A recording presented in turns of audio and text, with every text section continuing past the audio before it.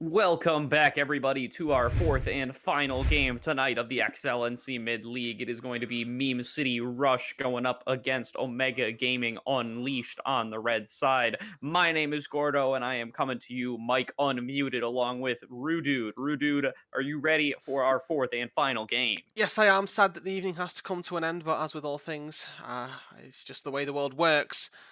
We're going to be once again looking at these targeted bans here from Meme City Rush down toward Princeton. Although this time they do take out the Seraphine as well, so a little bit of a different flavour in the third ban, and maybe Princeton gets his hands on the Akali. It's not been banned. Let's see if he picks it up.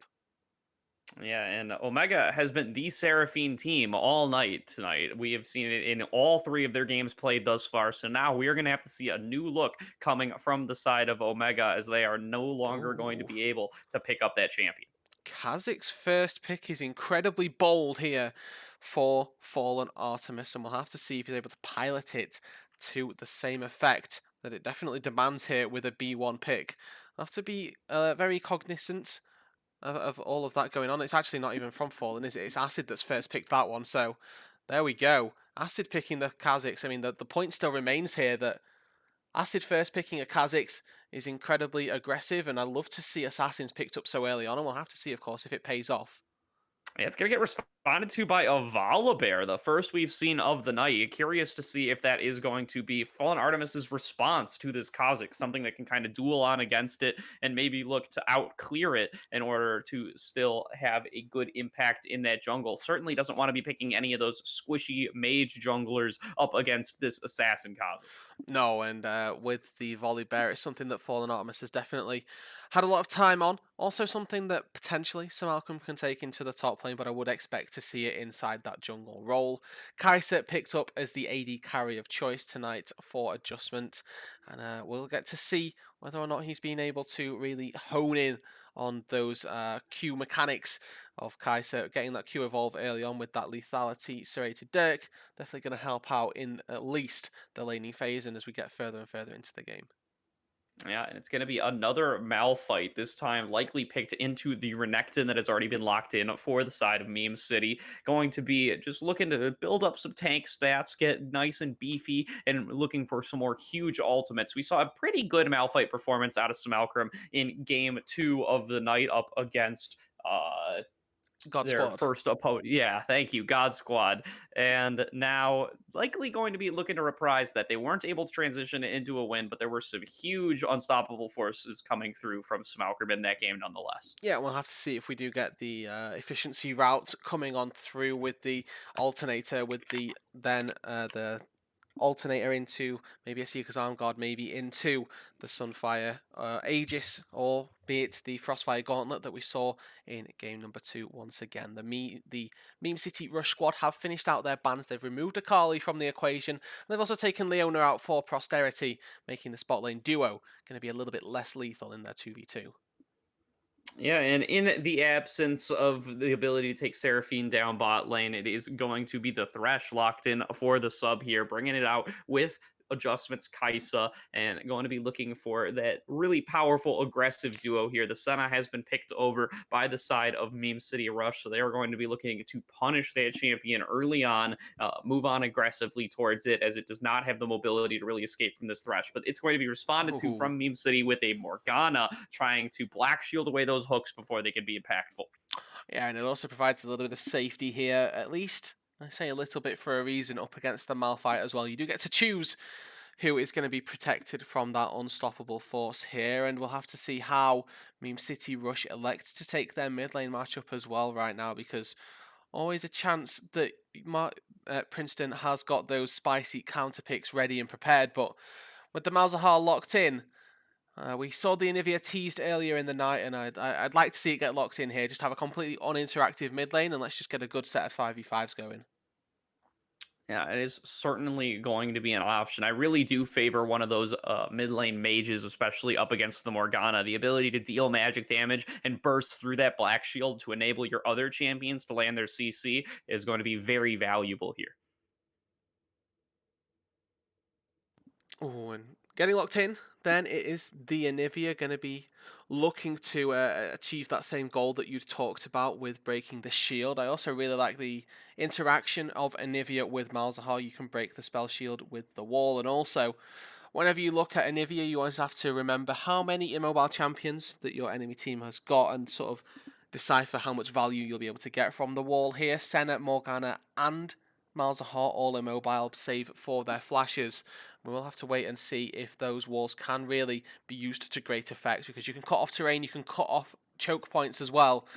They can definitely cause somebody to at least burn their flash or just die outright if they're overextended by just a little bit. Yeah, gonna be seeing that Icebird coming on through in this fourth and final game of the night. Really excited to see how Princeton has trained this up. A newcomer to the meta, having received some recent buffs, but certainly a powerful pick with a really high skill ceiling. You could get those walls off as you start to level it up, and if you know the right angles and the right locations to place it, you can make huge plays.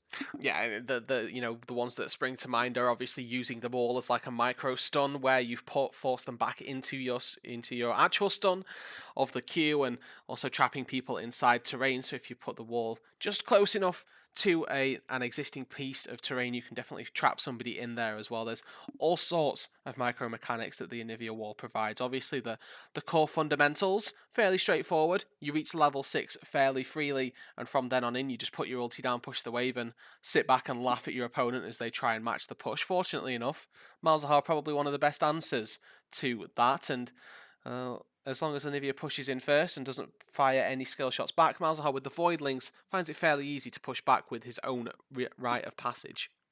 Yeah, there are going to be four dashless champions on the side of Meme City this game, though. So not the or three rather, and that is going to be not the worst team comp to be taking the Anivia against. Going to feel pretty good, like she's going to be able to keep that Glacial Storm going for quite a while on targets like Senna, Morgana, and Malzahar. It's always going to be a tight situation when finding yourself trapped within that glacial storm, especially, of course, if you are that Senna, going to be looking to really wind up those auto attacks, and it really does lower your DPS if you're spending so long roaming off of that ulti that you then have to just spend so long winding up the auto attacks to finally get them off and really start pumping out your damage afterwards, as well as all the zoning control that Anivia has. Can't forget that they've got Malphite to be layered on top of that. Thresh going to be putting up the box somewhere as well. A lot of frontline here for Omega Gaming Unleashed this time round, and you can see a very coherent front to back strategy developing from within their composition, with the Volibear Malphite combo up front and Thresh looking to find those picks as well. Really going to fall down to Princeton and to Adjustment to put the team on their back in terms of the carry, whereas on Meme City Rush, you could say that the carries are pretty much spread across the board.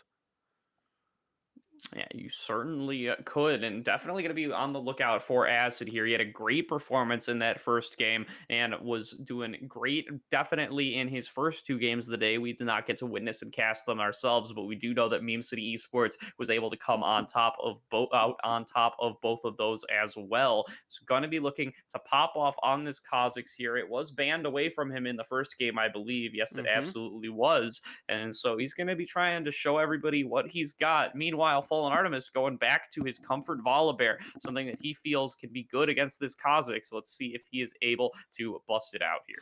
Yeah, definitely a comfort champion here for him. Seen him multiple times at least on the Syndicate roster, pulling out the volley bear in dire situations, multiple steals as well coming through. Something that we've seen from Fallen this, at least tonight, has been his smiting prowess. And up against Acid, we've not really had a full 50-50 smite fight yet, but nevertheless, will be interesting to see how this jungle matchup continues to develop.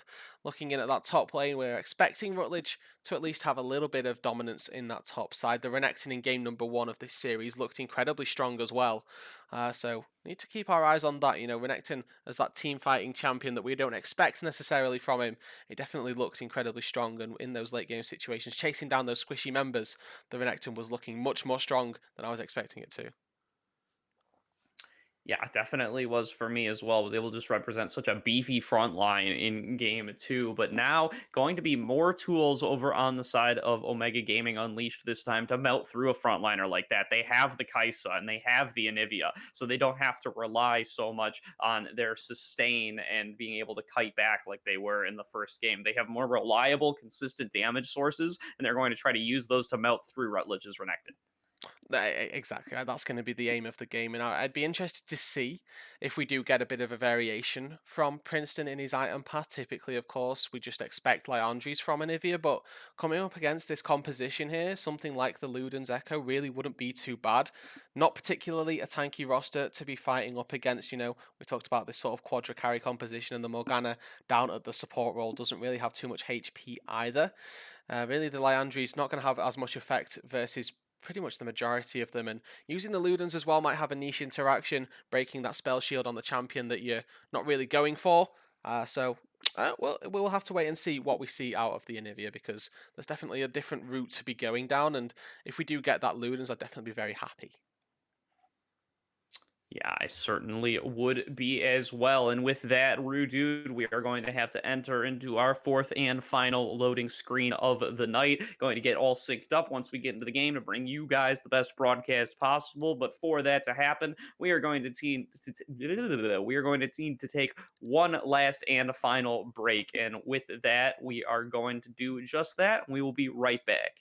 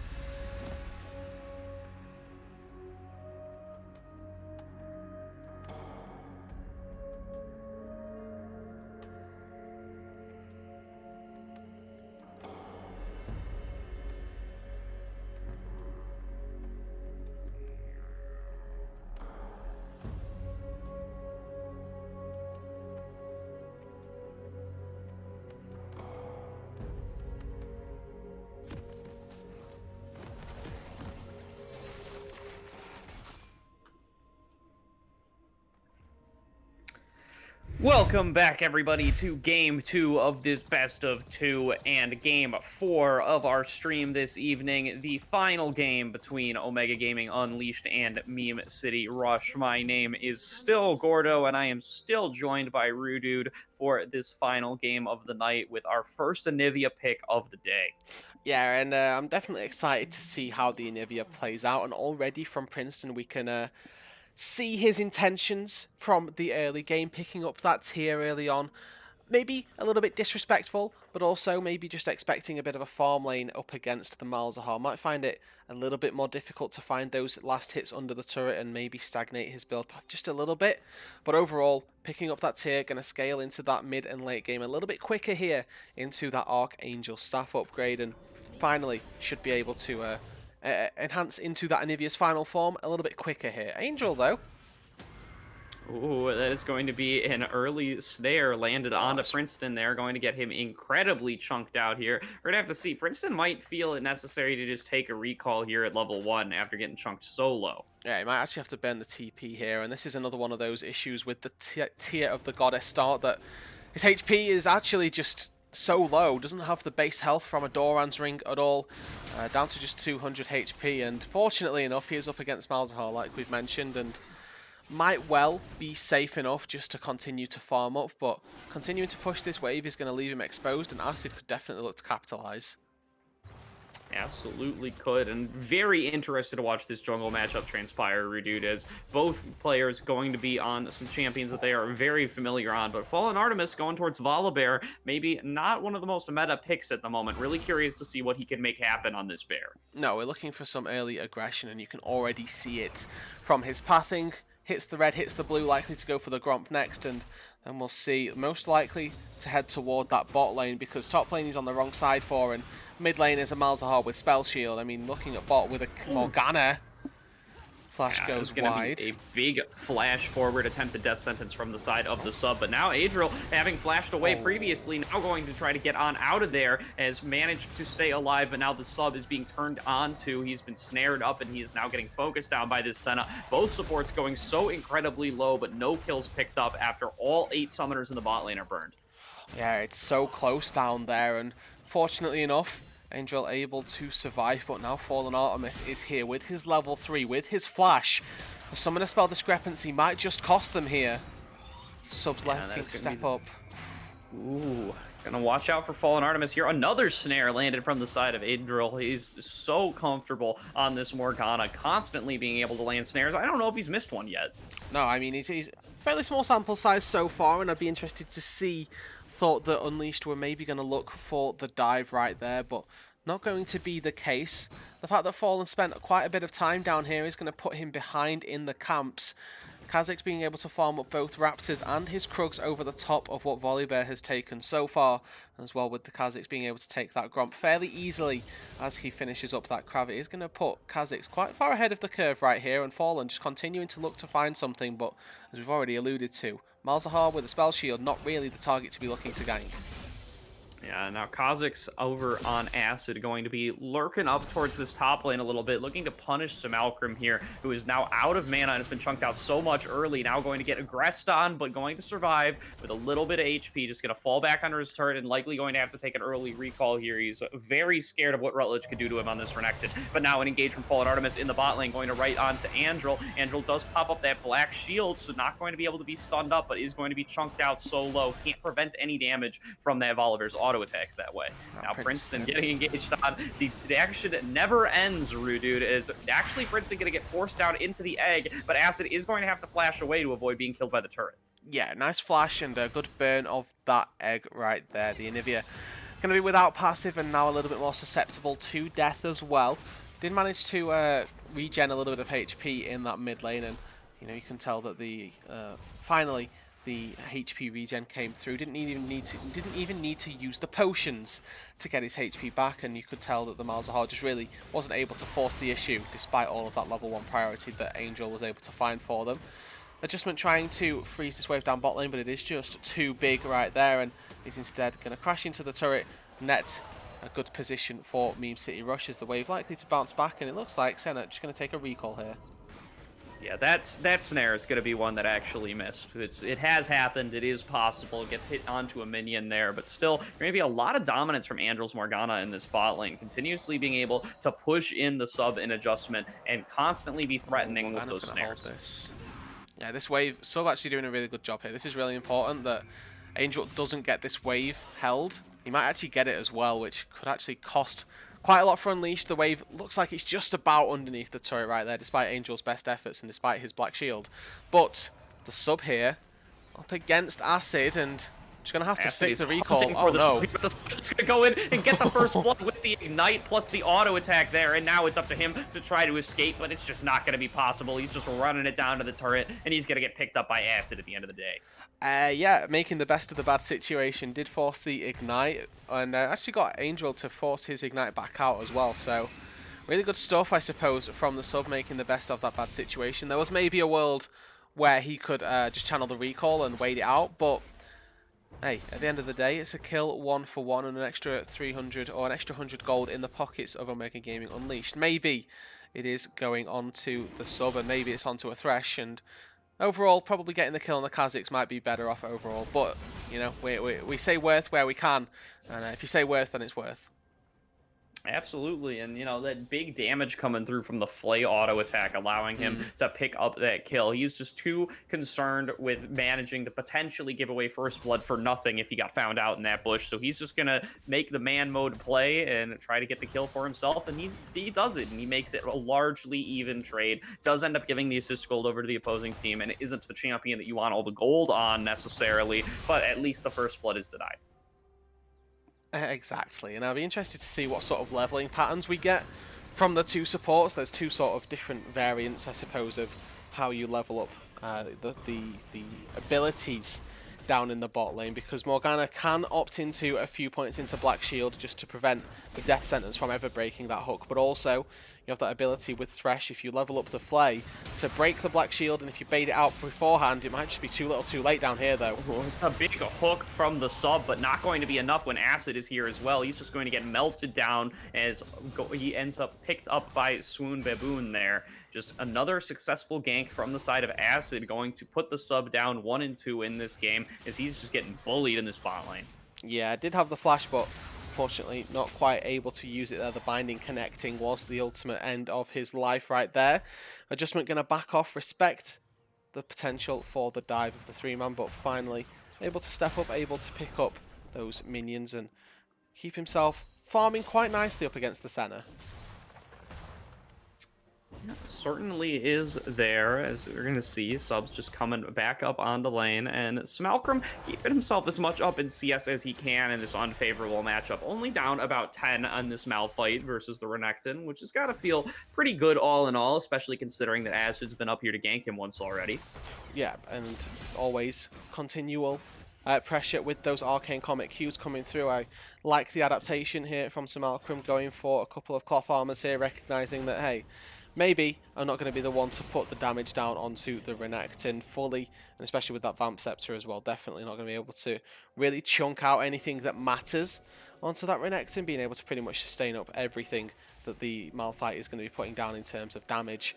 That being said, is now for picking up even more armor. Ninja Tabby's picked up double cloth armors on top of that, up against this double AD topside. Going to be fairly difficult for anything to happen against... Oh, and that is going to be the Flash Nether Grasp coming through from Frosty, but it's going to be responded to in turn by a Flash from Princeton. The ultimate going to come across from Swoon Baboon is going to force out the egg, but it is just the egg, not a kill on a Princeton, as he's going to rebirth with full HP there.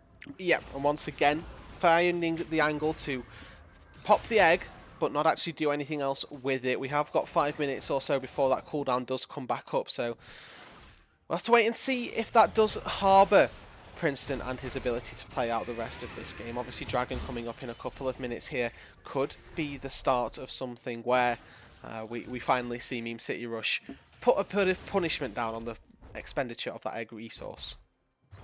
Yeah, we might hear the timing on that egg is equal to the timing on Flash, so Acid not really going to have an opportunity where he has Flash and Anivia does not have egg if they're going to trade 1 for 1 like that. But with the Senna ultimate able to push Princeton into egg there, now it is going to be the difference that he wants. It's going to be a Flash hook attempt from the sub, but going to not be landing, and now Fallen Artemis going to find himself just snared up, followed by another snare. He's just getting held still forever in this bot lane and not going to be able to get a successful gank off. Yeah, and you know, despite the missed hooks going wide from the Thresh here, Morgana just completely neutralized this bot lane. They locked in the Senna early on and baited out this Thresh pick, and the Morgana has just completely countered it entirely right there. So really nice stuff from Angel to really keep the sub at bay and keep this Kai'Sa down, who was hoping to get some snowballing going there with the Kai'Sa Thresh bot lane, unable to find anything of that nature. Yeah, and this is where I'm starting to get a little worried about the Volibear for this draft, Rudude, because the big strength of Volibear's ganks is when he's able to get off the turret dives, when he's able to come down into a lane, use the Stormbringer, turn off a turret, and get somebody under turret. But we're going to take a break from that really quick, as we are going to see an engage going down in the bot lane. The sub is being snared up onto, going to dodge away from the Dark Binding just in time to keep himself alive. Going to be backing on out.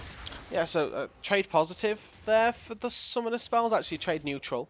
Going to be ulti and ignite for both of the supports being put down, where the ADC is fairly non-committal about that fight. And now Samalkram fighting up on the top side here. The Ninja Tabby's doing him good service, doing him pretty well, and being able to keep himself alive in that instance, able to walk away. Wasn't really under too much threat, especially with the ulti and the flash still available.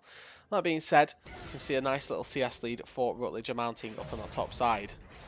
And Acid and Artemis going to be trading onto each other a little bit here, but Artemis just going to be using that Blast Cone to escape on out, as he does not have priority in his top lane. And that is the point I was trying to make about Volibear earlier, Rudude, is he can't use that Stormbringer to make dives happen because he doesn't have priority in any of his lanes. Everything is getting pushed in constantly, so he doesn't actually have any of those opportunities to go for those dives. No, he doesn't. And look at mid lane as well. Once again, Princeton pushed up. Flash on from Acid. The flash difference that we talked about. Princeton going to get chunked down incredibly low, does not have access to the egg, going to get hit with the Dawning Shadow across the map, but still able to just barely snake on out of there at low HP, just losing a couple feathers. No, that was an incredible wall actually from Princeton, recognizing that it was too far, or Acid was already in range to do all of the damage that he'd done, and walling off Frosty to make sure that he wasn't able to put down the Nethergrass, put down a Silence, a Malefic Visions, or anything, keeps himself alive right there. The egg obviously not available quite yet. We're forcing the recall from Princeton does mean that they are going to net themselves this Mountain Dragon, and all of the pressure put down in the mid lane. Fortunately enough, Marcus has been able to keep himself alive, and Princeton here with an even CS gap between himself and his mid lane opponent. Yeah, well done by Princeton to be able to absorb all the pressure that's been coming his way this game. He's gotten Senna ulted twice, he's gotten Kha'Zix ganked like 3 times now, but still managing to just maintain his composure here, not get picked off by any kills, and now that he's hit the level 6, he can just farm up with the Glacial Storm. Yeah, and he can just take quite literally any side lane camp that he wants as well. Looking at the Wolves, looking at the Raptors, farming on Anivia becomes incredibly easy and incredibly tedious. Well, I say tedious, farming mid lane waves can be, but you know, there's certain fun interactions you can do with your E and Q onto some Raptors on an odd occasion, but you can just see how non-interactive this mid lane matchup has become. Frosty just EQs the backline, and Acid now looking for a fight down bot lane. Yeah, using that Eclipse movement speed and shield after getting a couple of auto attacks off to just continue chasing along with his ultimate. But that's going to be a good dark passage from the sub to get adjustment out of there just in time. Yeah, and you can see 2 Eclipses actually built up here for Meme City Rush. Using the Herald down on the bot side as well. Sub looking for an angle with the hook, not quite finding it. Looking to burn down this bot lane tier 1. Not quite having gotten it yet, though, and the Volibear are going to be able to get around, get into that back eye, and going to be able to prevent the Herald from taking down that turret. But still, even more gold going to be funneled over towards the side of Meme City Rush, as they're just trying to extend their advantage here. Yeah, they didn't quite get the plates for that one either, but you can see just how low this turret is. Really going to put some damage in. Person there, he does have access to the flash, and he can flash away if he needs to, but he's going to get flash Nethergrasp from the Malzahar, and he can't flash as an egg, so he's going to get taken down by Frosty there. For the first time this game, Princeton is successfully ganked. Yes, finally they're able to reap the rewards of taking down the Anivia. Get themselves 400 gold. You can see that Princeton was working his way nicely toward a bounty, but here comes the TP. For Malcolm here, though. They're trying to make something happen. They got Fallen Artemis here on the flank. They're going to take away the shield from the Malzahar, and that means they're going to get the Malphite ultimate on through. Adjustment going to come on through with the Killer Instinct there and pick up the kill for himself. Meanwhile, though, turret being picked up here. Acid is being chased through the jungle. He's going to go for the execute here, but maybe Fallen Artemis is going to be able to catch up to him. He can use the Stormbringer to close. He gets the damage, and he picks up Acid for the solo kill. Yes, they get themselves a couple of kills in the top side of their own jungle right here, but it is Senna and it is Morgana down in the bot lane that are picking themselves up first turret as well. Renekton able to put down a lot of damage onto the top lane tier 1 as well.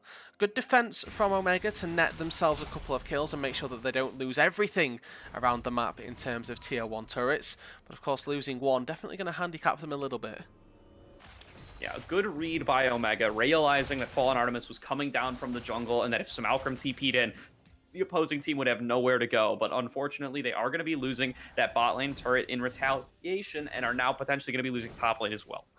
Yeah, Rutledge going to be trying to put the finishing touches onto this tier 1 turret with Malcolm with no teleport. It is almost certain to fall right there, and it is finally felled, taken down, and an extra wave for Rutledge as well going to be picked up. Looks like Malcolm working his way towards what could well be that Frostfire Gauntlet once again here with that Chain Vest in the inventory and another Bramble Vest as well.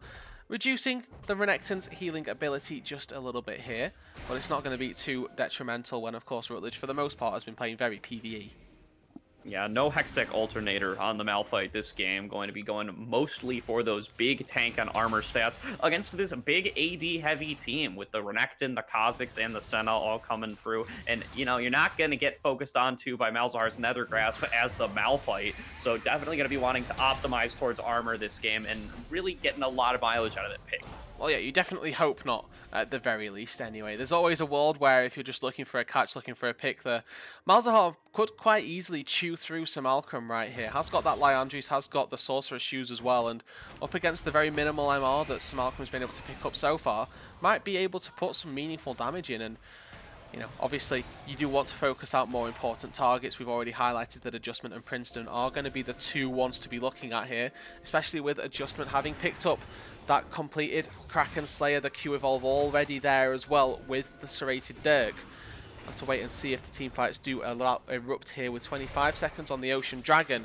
Looks like Omega Gaming Unleashed's intentions have been made very clear right here. Rutledge on the top side has got teleport as well, but is currently hitting away at this tier 2 turret.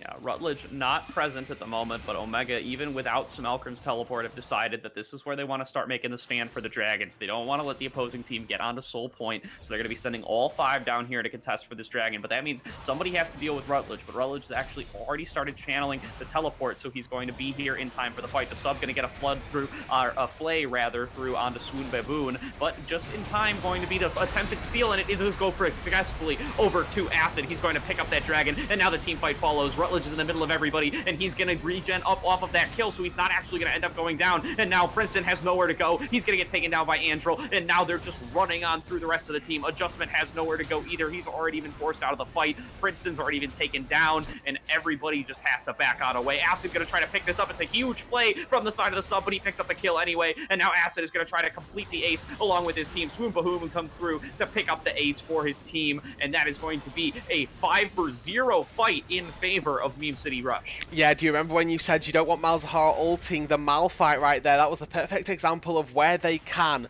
Taking down the Malphite before he's able to engage upon your team and really put the damage down on the backline. Frosty using that Nether Grasp to make Sir Malcolm pretty much redundant in the entire fight. They burst out the Malphite before he's able to put any damage down in the backline, and despite a really nice flay from the sub, the Eclipse passive there, able to proc, able to keep Acid alive. And Kha'Zix nets himself a couple of kills under the turret. Meme City Rush now with a 6,000 gold lead. Net themselves the Dragon after the steal. They net themselves the Rift Herald as well. They're not only having the cake, they don't only have the cherry on top, but they're blowing out the candles quite easily as well. Yeah, Meme City Rush really showing themselves as a team to be reckoned with in the mid-league here today. They're up 3-0 already, looking to make it 4-0 here, and that last fight is perfect example of why. Rutledge playing frontline so very well, keeping exactly on the edge of his death, just to survive barely by getting enough health off of the kill and off of his own masteries. Frosty able to completely neutralize Smalcrum during that fight, and Andrel getting a great flank off and landing ultimate onto so many targets to just make that fight exactly the 5-for-0 that they wanted it to be. Exactly. The team fight really couldn't have gone much better if they'd have tried, and if they'd have rehearsed it time and time again. It'd have probably gone worse in the majority of those team fight situations. But, you know, you can see already that despite all of the pressures that they put down in the early game onto Princeton, that he's actually ahead in CS, but, you know, against all of that, you can still tell that Meme City Rush are in a really good position. This gold lead ever growing right now, and you know, you might expect Frosty to be a little bit ahead in CS, but it goes back to that early game where we think about this Volibear pick and what did it really accomplish here. Acid was able to do a lot with his laners, able to work with Malzahar quite nicely, able to work with the Morgana with the Dark Binding setup to find a couple of kills, find some flashes early on, whereas the Volibear looked at the bot lane, but just wasn't quite there and wasn't quite able to set up the fight and set up the engages. Really detrimental to the rest of the team, of course, that the jungler being 2 levels down, looking toward that being that super tank. And with the reduced income that you get from finding failed engages, really not in a good position here as they continue through toward the late game. Yeah. And shout out to Twitch chat for pointing this out to me. Andrew this game, because he went the share item, has no points in W, but there's going to be a massive turnaround here from Frosty. They're trying to pick him up, but he does just try to burst out adjustment straight up if he can, and he does do so. He trades 1 for 1. Yep, picks it up quite easily right there, and a nice silence as well. Without that, probably would have fallen. But Angel now looking to try and pick up a little bit of support onto Rutledge, not necessarily the kill onto Samalcrum either, but with 3 people down here, you can see that Meme City Rush have made their intentions fairly clear. Yeah, the point I was trying to make earlier, the Morgana has both of those abilities maxed out because he didn't even go Tormented Soil, but just like that, Fallen Artemis is now fighting with Acid here. He has Princeton for backup, so they're not actually going to be able to finish him up. The Stormbringer health going to keep Fallen Artemis alive here, and now he's going in for the Flash Engage, and it's going to be a pickup for Princeton onto Acid. He gets another kill onto that Kha'Zix. Yeah, that's really nice actually for Princeton to finally get a little bit of income, a few resources back into the Anivia's pocket. Going to definitely help him out in terms of all of the stuff that they tried to target at him in the early game and turn that back around. Got 46 seconds on the Ocean Dragon and 4 Meme City Rush. This is Ocean Soul here that would be coming through if they're able to pick that one up. And now we talked about the smiting prowess of Fallen. He did fall prey to Acid and the execute damage that comes from the Q smite that Kha'Zix has got. We'll have to see if that one happens once again right here. Sub going to be trying to do his warding duties. Going to get cancelled out by Angel. Trading wards and trading blue wards as well with the zombie option. You can see Malzahar now occupying the top lane as Rutledge didn't quite have the TP available, already down here ready to join the team. Yeah, and the side of Andril really not being able to... Oh, actually getting another engage there, maybe potentially onto the sub, but just backing on up here on both parties. But gotta look for Acid to be able to steal away this dragon again. They can't keep starting it up on the side of Omega Gaming Unleashed because the bonus damage from the Q has just enabled Acid to successfully steal away the last one and could potentially enable him to steal away another one. Here comes Rutledge. He's already in the pit to give vision, and now here comes the engage from Acid, and he steals it away again. Now it's going to be the Ocean Soul for the side of Meme City Rush. They can just run on through this fight. So Frosty going to pick up onto Samalcrum, 2 already dead, and that's going to be a flash forward from Acid. He's going to get those big slows out of his Void Spikes. The sub going to jump over the wall and flash right back over just to try to keep people away from his team, but there's only 3 members left, and now he's getting slowed up by Acid and chased down just a little bit farther. They're going to move on to the Baron now that they've picked up the Ocean Soul, and they are just closing the door on this game and this series. Yeah, they're playing these team fights so immaculately here, and as soon as the Ocean Soul got picked up, that team fight just became 10 times harder for Omega Gaming Unleashed right here. Swoon Baboon still untouched, Frosty untouched, and Acid as well jumping into the front lines, able to use that Ocean Soul to heal himself right back up. This Baron going to be the target here for Meme City Rush, and honestly I don't see any way that this gets stolen away. No, certainly not with Acid. Just really quickly melting on through this Baron, can just queue it over and over again with those evolved claws. They're going to be very easy to pick up for the side of Meme City. Now that they have that Ocean Soul and that Baron buff, they can just recall, buy some items, and set up a great siege for themselves. Yeah, that's probably going to be the name of the game right there. 8,000 gold to the good. I did a quick check-in with Senna Souls right there. She's currently at 55, so looking toward that 60 mark, looking to extend range beyond Caitlyn levels right now, but either way, 207 has got the Eclipse, has got that fully computed Mirror Mana, pumping out DPS like it ain't nobody's business right now, and the sub really just on his own trying to pick up some wards whilst the rest of Omega Gaming Unleashed are just looking to find any scraps of farm that they can get to maybe claw their way back into the game.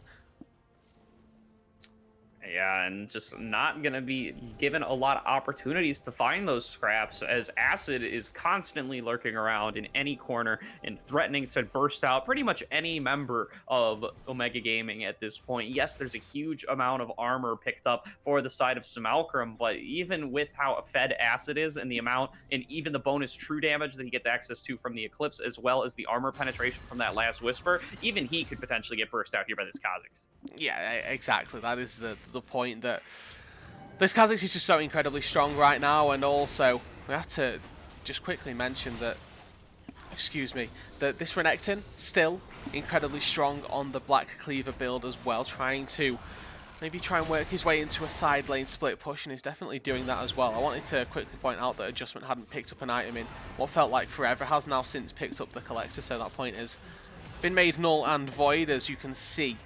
Really good stuff here from Meme City Rush as they're putting a few finishing touches onto some turrets. Bot lane tier 2 falls, now looking for some inhibitor turrets, and it looks like mid lane going to be the one under siege. Yeah, certainly going to, and the Malzahar just go, oh, there's a big engage coming through from Malcolm. They're deciding to go for it here, and the Killer Instinct comes through from Adjustment to get a big shutdown down onto Swoon Baboon. That is a little bit of gold back in the pockets for Omega Gaming, but not the big team game turning fight that you would want. But it's better than nothing, and it might just for now hold off the siege, and if they're able to defend all of their inhibitor turrets because of that, then they're definitely going to be happy enough to take that trade, trading Flash Ultimate from Malcolm for keeping the majority of your inhibitors alive. Definitely worthwhile here. Baron got 30 seconds left. The rest of the siege still on from the rest of the squad here, and if Unleashed find themselves another fight, they could definitely take this fight in a 5 versus 4, but losing turrets on the top side now, losing them on the bot side. Meme City Rush doing an incredible job this series of splitting Omega Gaming Unleashed by the wayside.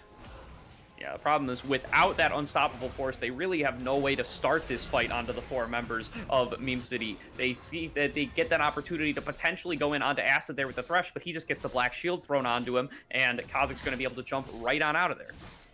Yep, and that's going to be Rutledge as well, trying to make his way to safety. Fallen going to be flashing, ulting. Engage from Fallen, going to be getting that movement speed, going to be going up to hit him with the bear slap, and Adjustment following up just behind, does have access to that flash, but doesn't want to get too close to Rutledge as he's afraid of getting turned around on. Going to be using the W to get on even closer, and he's going to pick up the shutdown. Another shutdown goes over to Adjustment, goes up to 4 kills, and is going to try to spend some of that money to potentially carry his team here. There's always a world where Kai'Sa can carry in late game team fight situations. If Unleashed can stall for long enough, then they can maybe claw their way back into this. The issue is they're up against the clock right here. 1 minute on the Elder Dragon, 2 minutes on the next Baron spawn. And honestly, the way these smites have been going through, the way Acid has been using this Kha'Zix to secure objectives, it's going to be incredibly difficult to facilitate Omega Gaming Unleashed and taking that Elder Drake away. And after using the flash to pick up Rutledge there, Fallen Artemis is not going to have access to it for the Elder Drake, so can't even try to go for a huge miracle steal with the flash. Going to have to find a way to run on in there on his own 4 legs. Yeah, good little Void Seeker from Kai'Sa, able to break the spell shield of Frosty and scout out ahead of them. Something that Unleashed have been consistently good at is setting up and being the first to the Drake with vision. The issues always come from the after the fact as Sub getting hooked up by the zone binding. You can see Demonic Embrace from Malzahar as well, pumping out DPS. Now TP behind. A big teleport coming through from the side of Rutledge. They want to find their engage here. They're going to get multiple snares down onto the side of the sub here, and they're just going to go for it onto him. Now it's going to be the Nether Grasp onto Adjustment, but he just flashes on away. He's trying to melt down here onto Rutledge, and he manages to stay alive, but now their front line is just getting melted through, and Acid is making his move. He flashes forward. He goes onto Sammalcrum. He gets the double kill, and now it's just him and the carries. He's left alone with them. He goes up to a triple kill, and Brinson is just running, flying away as fast as he can, but you can't outrun your base being destroyed, and that's exactly what the side of Meme City Rush are going to do here. Yeah, going to take their victory up to the top side as well. Angel, the leading charge on this split push right now. Princeton going to have to try and take out these minions, but it is just too little too late here. Yeah, what a night for Meme City, Dude, as they are going to go 4-0 on the first night of the XLNC Mid-League. Congratulations to these 5 tonight, as they're going to take Omega down to 1-3 and have a perfect night for themselves. Yeah, beautiful stuff coming out of Meme City, honestly. Not a lot going wrong for them from both of the games that we witnessed, and obviously 2-0 in their other series can't have been that bad either over there. Commiserations, of course, to Unleashed. A few things to be working on as they progress into the next couple of weeks. We'll have to wait and see how these guys look to improve and look to really bounce back from that. Obviously, a very long season ahead of them and a long road to playoffs ahead. Yeah, going to be a 9-week regular season double round robin. So these teams will meet each other again in the second round robin. But for now, that is going to be Meme City just taking the lead here in the entire league with a nice 4-0 night for themselves. Going to feel real comfortable going to bed tonight at the top of the standings. Now, Omega Gaming, meanwhile, just going to have to revisit some of their plans, revisit some of their strategies, and look to come back stronger next week. Yeah, exactly. That has to be the game plan, really. Week by week, all you can do here and look to re engage their brains and really try and facilitate themselves for the next couple of weeks. Yeah, and with that, we are going to be ending the stream right on time here at 11 p.m. EST. Thank you to everybody who tuned in with us for the last couple of hours as we covered four excellent games of League of Legends XLNC mid league action. For now, that is going to do it for the Omega stream tonight. Thank you all for tuning in, and we will see you next time.